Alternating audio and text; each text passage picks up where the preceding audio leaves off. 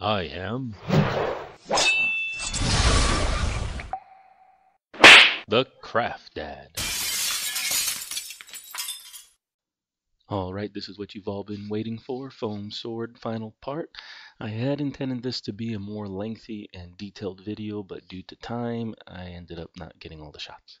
So here you can see I've got the gems taped up on the sword. We've got the clear Guesso, and I don't recommend you guys get clear, because when it dries, you can't see where it's at, what's been covered, what hasn't. So go with the opaque white Guesso. Now, what people typically do is after the gesso is on, they sand it down with light sandpaper to get a much finer, smoother surface. I was in a rush, so I didn't want to do that. Plus, I had my kids wanted to help, so I let them do the gesso. So it would be a lot of extra work to get the the gesso smoothed out.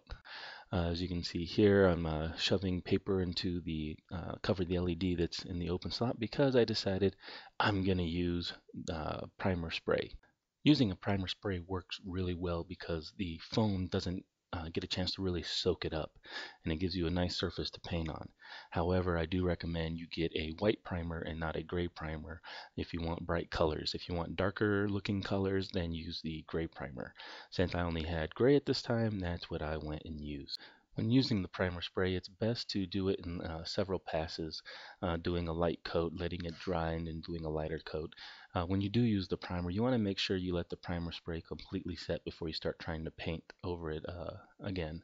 So you can see here, I'm just doing light coats, and I did this several times to get to the dark coat that you'll see in the next picture.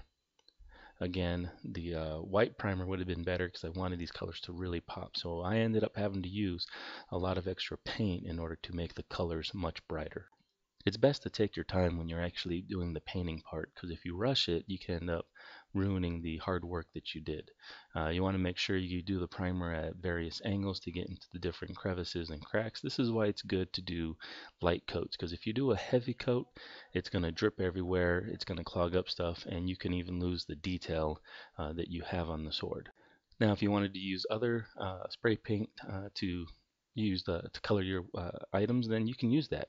You know, it's not that hard, and some of the spray paint actually has a self-leveling attribute to it, so that you get a much nicer, smoother surface. But you got to remember, your item needs to be laying flat in order for that smooth surface to really look good. One of the things that was really hard about prepping for this spray paint was covering the gems.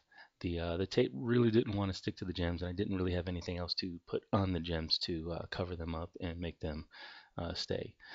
So it just took time of doing tape over and over and over again until we finally got them covered. As you can see here, I've got them all nice and gray and dark, and so I'm going to start taping them up again. And what I'm doing here is I'm prepping the swords for the edge. I decided I'm going to go with a different type of spray paint instead of painting them. Hand painting them or airbrush painting them, I'm going to use a spray can. And what I'm going to do is use this hammered effect gold and silver type spray paint. Now, the thing that was pretty nice about using the spray paint, now with this stuff I had to spray it on really thick in order to get the coverage I wanted and to get that metal effect or whatever it is that it does. And so I made sure to tape up the sword so that when it does drip and stuff, it doesn't drip on the actual sword itself. So as you can see here, it's a Rust-Oleum forged hammer spray paint. It's got a nice head, so it doesn't hurt my hand. My hands hurt after a while. And as you see here, spraying it, I'm just doing passes back and forth. One side, and I'll flip it and do it on the other side. And you know, be careful, you will get paint on yourself. It's it's hard to avoid that. The thing that was really nice is that with the amount of spray paint I was able to put on the edge here, I really got a nice smooth edge on the blade.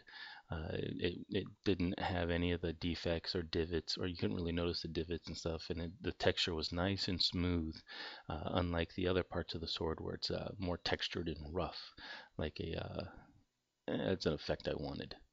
As you can see here, I started painting the inside of the sword. So as I said, the colors will come out darker. So I started with blue, and one of the things that I really notice is that you end up using a lot of acrylic paint when hand painting because it's harder to paint.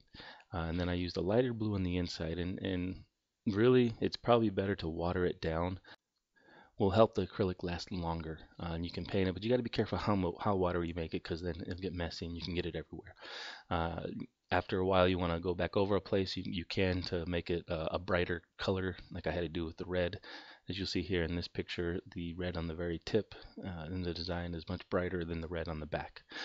Um, it's really just getting on there and just brushing it. There was no real technique. I'm not an expert at painting. And if you look up close, you'll probably see a lot of defects in the painting. But from a distance, hey, it looks great. As you can see, I still have the gems covered. I'll peel that off. And then I'm done with the swords. Thank you for watching, and please share your projects with me that I've helped you with. I hope this was helpful. Don't forget to share, like, and subscribe. Thank you.